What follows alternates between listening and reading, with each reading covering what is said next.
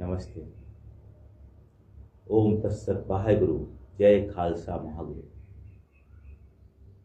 राष्ट्रवादियों, भारत प्रेमियों, भारतीयता प्रेमियों, वसुधैव कुटुंबकम, विश्व बंधुत्व, इंसानियत के प्रेमियों,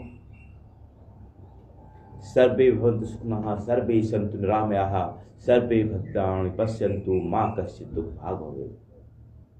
अयम निजा परो वेति गणना लघु चेतसाम, उदार चरिता नाम तो वसुधैव कुटुंबकम। मेरे सहयोगियों, हम कहना चाहेंगे,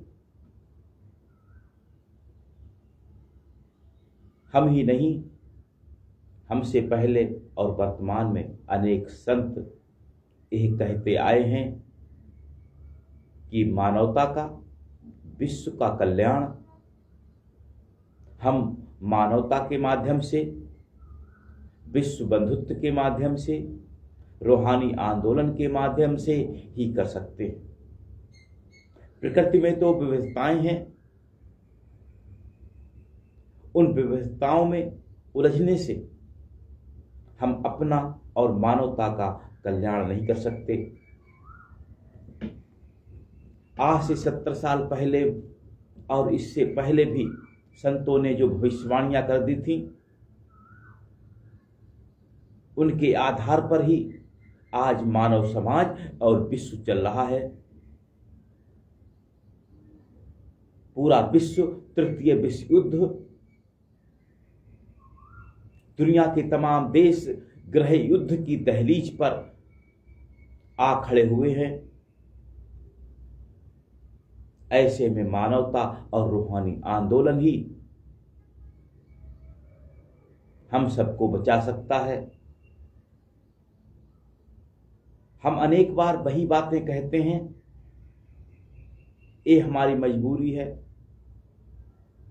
और वह इसलिए है कि अभी मानव समाज इन मानवता में नहीं जीता। वह अभी NCKG का ही विद्यार्थी है, और इस आधार पर हमारा पाठ्यक्रम उसके आधार पर ही रहता है। हम अनेक बार कह चुके हैं कि दुनिया में, ब्रह्मांड में सबसे बड़ी समस्या है वह प्राणी जो इंसान माना जाता है, लेकिन उसमें इंसानियत नहीं है। हमारी नजर में सबसे बड़ा भ्रष्टाचार है शिक्षा। क्यों? शिक्षा व्यवस्था ऐसे शिक्षितों को तैयार नहीं कर पा रही है जो ज्ञान के आधार पर चल सकें, जो अपने शरीर और आत्मा की आवश्यकताओं के प्रबंधन के लिए चल सकें। ऐसा हम इसलिए कह रहे हैं क्योंकि ये दिल, ये दिमाग, ये शरीर ना हिंदू है ना मुसलमान। अभी हम अपने को ही नहीं जान रहे हैं, तब हम अपनी आवश्यकताओं के लिए कैसे जी सकते हैं? हमें इस पर विचार करने की जरूरत है। वेदों ने इस धरती पर सर्वप्रथम वेद आए। वेदों का उद्देश्य क्या था? वेदों का उद्देश्य था पशु मानव से मानव बनना, मानव से देव मानव बनना, आर्य बनना। लेकिन अभी हम सब मानव ही नहीं बन पाए हैं। इस धरती के लिए, इस प्रकृति के लिए सबसे बड़ा अफसोस यही है। हम अपनी संपूर्णता से कैसे जुड़ें? हम अपनी आत्मा से कैसे जुड़ें? हम अपने हाड़ मांस शरीर, अपनी इच्छाओं के लिए जीते जा रहे हैं। पश्चिम के देशों को देखो, पश्चिम के देश निरे भौतिकवाद के लिए जीते रहे और आज वे कहां पर खड़े हैं। दुनिया की निगाहें भारत की ओर हैं, आखिर क्यों? लेकिन भारत के अंदर कुछ लोग भारत की जनता को, भारत के समाज को अराजकता की ओर धकेल देना चाहते हैं। अभिषेक गंगवार जी, धन्यवाद आपको। हमें अफसोस होता है आज के हालातों को देखकर। मुंशी प्रेमचंद जी ने भी कहा था, सरकारें निरर्थक होती हैं, सरकारों की कोई आवश्यकता नहीं है। मानवता के लिए, प्रकृति के लिए, विश्व के लिए हमें संरक्षक चाहिए, हमें सेवक चाहिए। हम दुनिया में आज देख रहे हैं सरकारें क्या कर रही हैं। एक वैज्ञानिक कहानी में एक एलियंस कहता है, इस धरती पर जिसका शासन होना चाहिए उसका शासन ही नहीं है। जितने भी वरिष्ठ लोग हैं, जितने भी माननीय लोग हैं, जितने भी पुरोहित लोग हैं, जितने मौलवी ब्राह्मण लोग हैं, वो मानव समाज को खंड खंड कर देना चाहते हैं। अल क्या है, आल क्या है, योग क्या है? योग के 8 अंग हैं, यम, नियम, आसन, प्राणायाम, प्रत्याहार, धारणा, ध्यान, समाधि।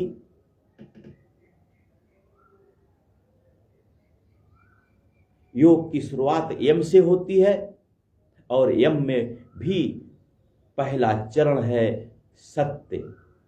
सत्य, अहिंसा, अपरग्रह, सत्य, अहिंसा, अस्तेय, अपरग्रह, ब्रह्मचर्य। आज हम यहां पर क्रांतिकारी भगत सिंह की बात करना चाहेंगे। भगत सिंह ने कहा था कि हम यथार्थवाद को मानते हैं और वेद भी क्या कहता है, योग की शुरुआत सत्य से होती है। हम यहां पर सत्य और यथार्थ को एक स्थान पर ही रखना चाहेंगे। कैसा योग, कैसा योगी जो अभी सत्य को स्वीकार नहीं कर पाया है। संत का कोई मजहब नहीं होता, संत की कोई जात नहीं होती। संत केवल संत होता है। संत ना हिंदू होता है ना मुसलमान होता है, वह सारी मानवता के लिए होता है। क्रांतिकारी भगत सिंह ने कहा था, मैं संसार की आस्तिकता को नहीं मानता, यथार्थवाद को मानता हूं। हम कहते रहे हैं कि महत्वपूर्ण नहीं है हम आस्तिक हैं कि नास्तिक, महत्वपूर्ण यह है कि हम महसूस क्या कर रहे हैं, हम क्या महसूस करते हैं, यह महत्वपूर्ण है। हम तो यही कहेंगे, हमारा सत्य ये कहता है, हमारा ज्ञान ये कहता है, हमारा जो ये हाड़ मांस शरीर है, हमारा जो दिल है, हमारा जो दिमाग है, उसको ना कोई जात चाहिए, उसको ना कोई मजहब चाहिए। हमारे वेद, हमारे ग्रंथ हमें संदेश देते हैं, हमें उसकी आवश्यकताओं के लिए जीना है। अभी हम बहुत दूर हैं और हमको ये समझना है कि हम विविधता में एकता को कैसे महसूस करें, हम विश्व बंधुत्व की भावना को कैसे उजागर करें, हम वसुधैव कुटुंबकम की भावना को कैसे उजागर करें। हम भारत में जन्मे हैं, हमें गर्व है, हम भारत और भारतीयता को नहीं छोड़ सकते। जब एक अरब का रहने वाला नागरिक अरब कल्चर को नहीं छोड़ सकता, तो हम भारत के रहने वाले भारत और भारतीयता को नहीं छोड़ सकते। यहाँ की संस्कृति, यहाँ की सभ्यता, यहाँ के प्रतीक, यहाँ की पहचान है। जो उसके खिलाफ बगावत करेगा उसको भुगतना होगा। मेरे दोस्तों, हमारी संस्कृति, हमारी सभ्यता वसुधैव कुटुंबकम की बात करती है। हमने पश्चिम के देश भी देख लिए, हमने मुस्लिम देश भी देख लिए। उनके यहां कौन ऐसा है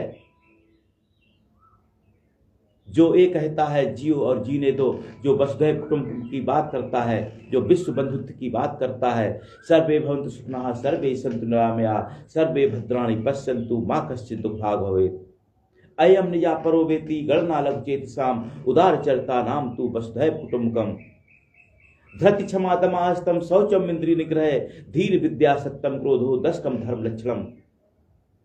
धर्म के नाम पर सड़कों पर हिंसा करने वाले उन्मादियों, तुम समझो तुम्हारे ग्रंथ क्या कहते हैं, वेद और कुरान क्या कहते हैं, धर्म की परिभाषा उसमें क्या दी गई है, उसमें ब्राह्मण की परिभाषा क्या दी गई है, उसमें क्षत्रिय की परिभाषा क्या दी गई है, उसमें राष्ट्र धर्म की परिभाषा क्या दी गई है। कुमार विश्वास ठीक कहते हैं, धर्म की ABCD नहीं जानते, हमारे ग्रंथों में क्या लिखा है हम नहीं जानते। धर्म के नाम पर सड़कों पर आ जाते हैं और देश और विश्व को अहिंसा पर खड़ा कर देना चाहते हैं, उन्माद में खड़ा कर देना चाहते हैं, अराजकता में खड़ा कर देना चाहते हैं। हमारी संस्कृति तो, हमारी भारतीयता तो वसुधैव कुटुंबकम की बात करती है। हम किससे नफरत करें, हम किससे मोहब्बत करें, जब वसुधैव कुटुंबकम विश्व बंधुत्व, हम तो उसके खिलाफ खड़े होंगे जो हमारे दरवाजे पर आकर, जो हमारे घर में घुसकर हिंसा करेगा। दोस्तों, हमको